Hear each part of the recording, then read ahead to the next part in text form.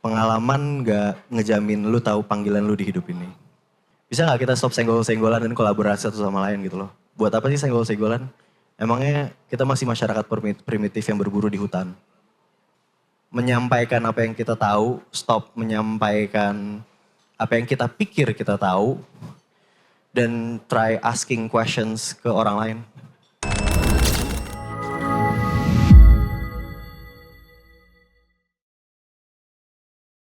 Halo semuanya. Ini acara menarik ya. Anak-anak muda. Gue gak pernah ngerasa muda sih sebenarnya. Jadi mungkin gue buka dengan hal yang lucu dulu.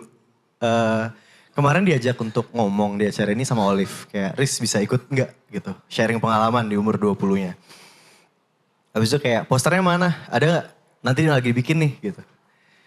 Terus kayak, oke, tapi gue udah fix bisa. Pas posternya dikasih, judulnya Open Mic Night. Terus gue kasih ini ke teman-teman gue. Gue kasih posternya ke teman-teman gue. Dateng dong nonton gue ngomong gitu, sharing.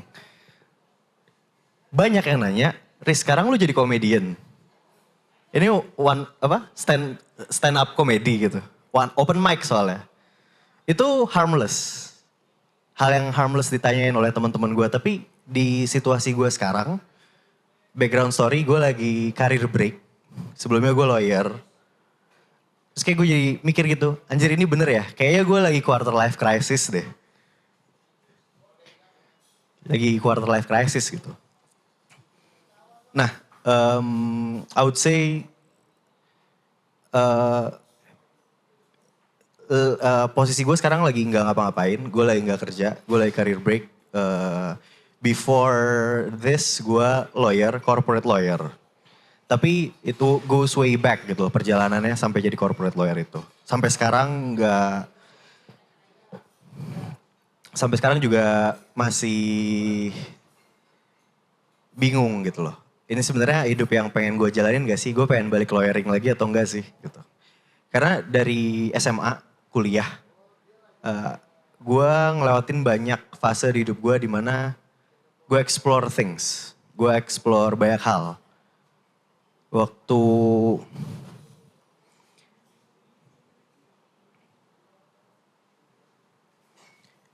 naik gunung waktu SMA, terus mencoba jadi writer.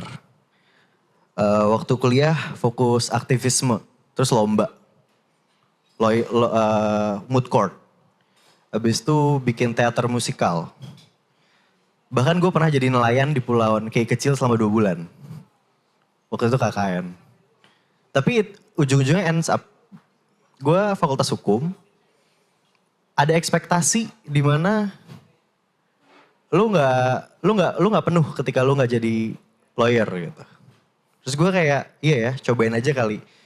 Terus gue nyemplung ke dunia lawyering setahun, 2 tahun, 3 tahun, 4 tahun.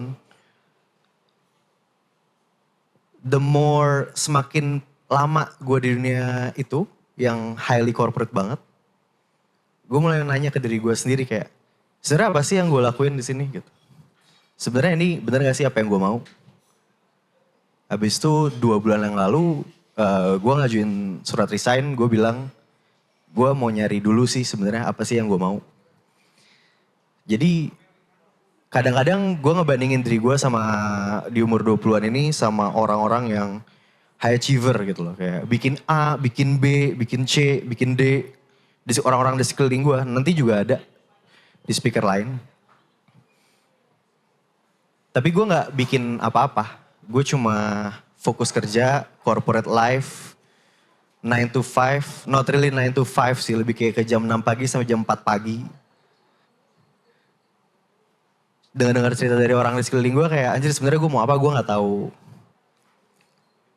Tapi gue menemukan suatu yang interesting. Hal yang koheren dari seluruh pengalaman hidup gue. Yang pernah jadi nelayan, anak gunung, penulis, berpuisi, aktivisme itu semua. Sampai jadi lawyer. Both litigasi dan non-litigasi, corporate dan dispute. Kalau sebenarnya yang paling penting di dunia ini tuh ngedengerin cerita orang lain. Kayak lu bisa ngobrol sama orang from all walks of life. Lu bisa share pengalaman mereka. Lu bisa dengerin, lu bisa tahu di mana mereka berdiri berangkat. Bagaimana mereka bisa menjalani hidupnya. Which is very interesting. Karena selama gue ngobrol sama orang-orang di sekeliling gue, di seluruh kehidupan, di seluruh background gue yang diverse itu, gue jadi sampai poin di sekarang, takeaway-nya, men, orang-orang bilang pengalaman, experience, lu cari sebanyak mungkin itu nggak guarantee, nggak menjamin kalau lu bakal tahu apa yang akan lu lakukan di hidup ini gitu loh. Experience does not guarantee you find your calling in life. Pengalaman gak ngejamin lu tahu panggilan lu di hidup ini. Dan I kind of try to live with that dengan statement itu. Karena gue jadi tahu sekarang calling gue ngedengerin orang. Kalau dari perspektif lawyering kayak gue ngedengerin masalah-masalah klien.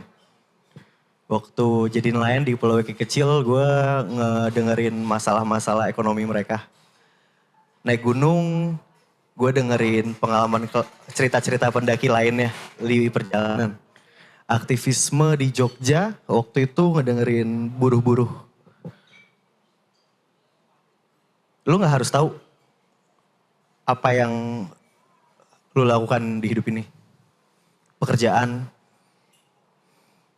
karir, itu cuma means.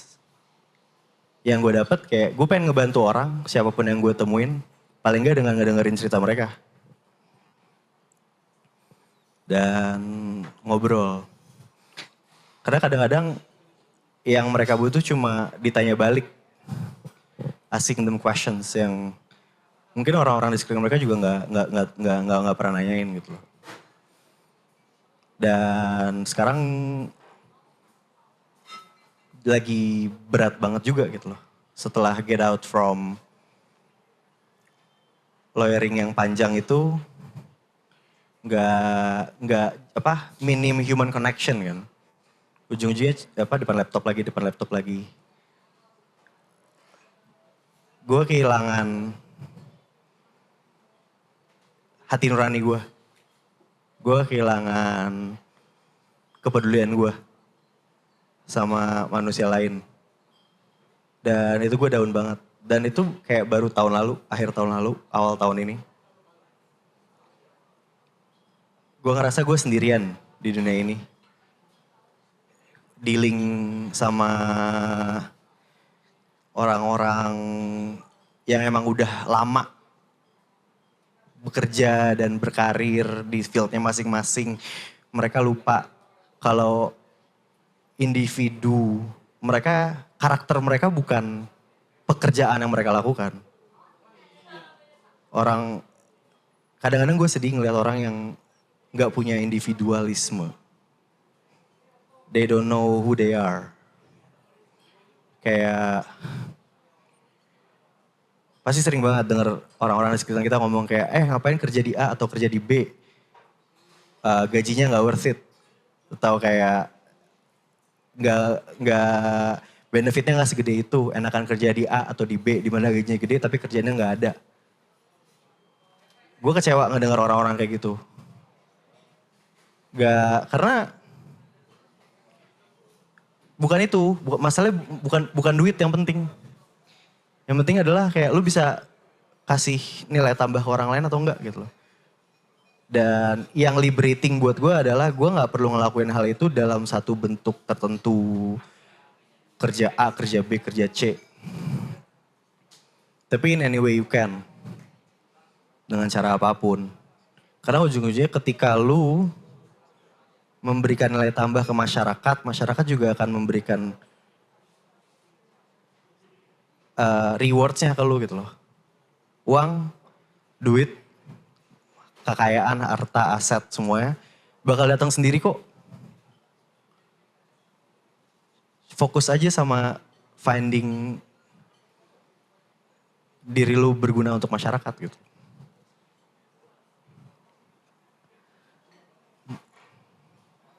Dan